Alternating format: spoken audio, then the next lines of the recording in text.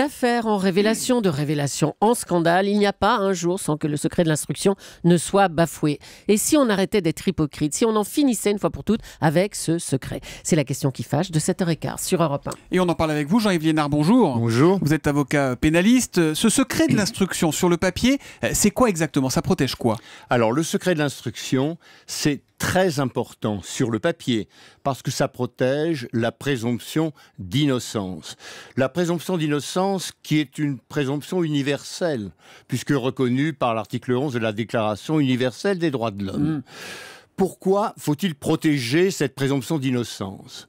Vous savez, nous sommes dans un pays où Beaumarchais est toujours vivant, hein. Calomnier, il en restera toujours quelque chose. Il n'y a pas de fumée sans feu. On peut aller jusqu'à demain matin comme cela.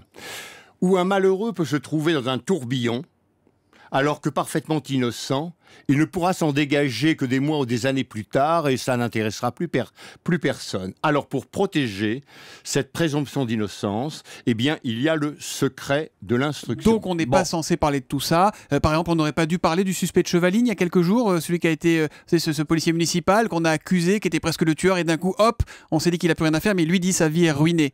C'est ça qui protège le secret d'instruction? Mais sa vie est ruinée probablement, parce que vous savez, quand vous avez été labellisé par les télévisions comme le camembert, hein, vu à la télé, comme un coupable potentiel, il en reste toujours quelque chose dans votre vie. C'est donc très important que cela existe. Malheureusement... Oui, parce que personne ne le respecte, c'est ça le problème. Mais malheureusement... Ce secret de l'instruction, c'est une pantalonnade telle qu'il s'applique aujourd'hui, puisqu'il est violé tous les jours avec une allégresse de soudard. Alors là, voyez-vous, on en parle probablement à propos de Mediapart et des dernières écoutes, où je trouve qu'il y a un caractère de gravité très particulier. Pourquoi? Parce que cette fois-ci, le secret de l'instruction n'a pu être violé que par un policier ou par un juge.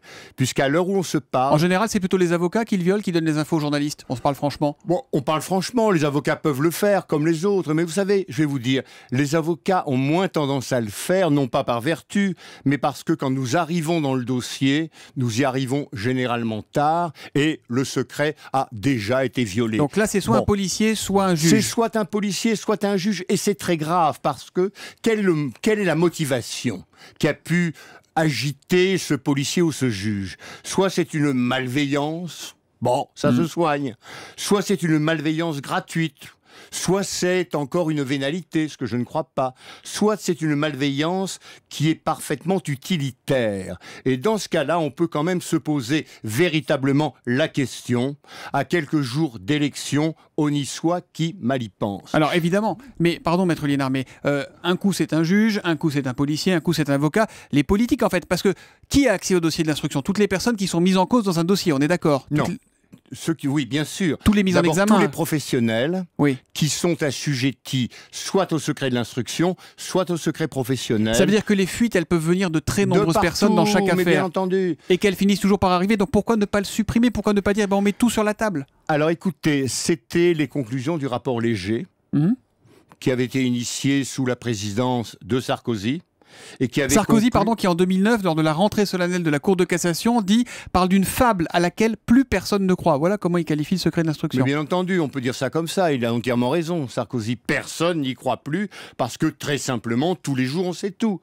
Vous comprenez le gros problème? Oui, mais hier, l'UMP dit on a violé, c'est un scandale, le secret de l'instruction. Donc les politiques de droite comme de gauche, c'est quand ça les arrange. Oui, mais attendez, tout le monde dit c'est un scandale, on l'a violé, c'est un scandale. Oui, c'est un scandale, et alors? Et alors, qu'est-ce qui se passe derrière? Il se passe que jamais on interpelle l'auteur. Il se passe que le recel du secret de l'instruction par un journaliste, qui pourrait peut-être être une piste, n'est pas mis en œuvre. Parce que si la loi existe, la Commission européenne va privilégier le droit à l'information au secret de l'instruction. Et le journaliste a le droit au secret de ses sources. Mais juste pour finir, Maître Liénard, quelle est la bonne solution? C'est quoi le bon dosage? Qu'est-ce qu'il faut faire pour que ça soit plus simple, plus clair, plus honnête pour tout le monde? Vous savez, plus honnête pour tout le monde, moi, je pense que le supprimer serait une bonne chose. Maintenir un secret de l'instruction qui ne sert plus à rien ni à personne est une mauvaise chose. Après tout, on le supprime, tout le monde s'exprime, alors on va dire c'est pas bien, mais comme c'est pas bien actuellement, ce sera au moins moins hypocrite. Puis là, au moins, les règles seront les mêmes pour tout le monde. Ce sera au moins moins hypocrite. Merci, Maître Liénard, d'être venu ce matin sur Europe 1. Bonne journée.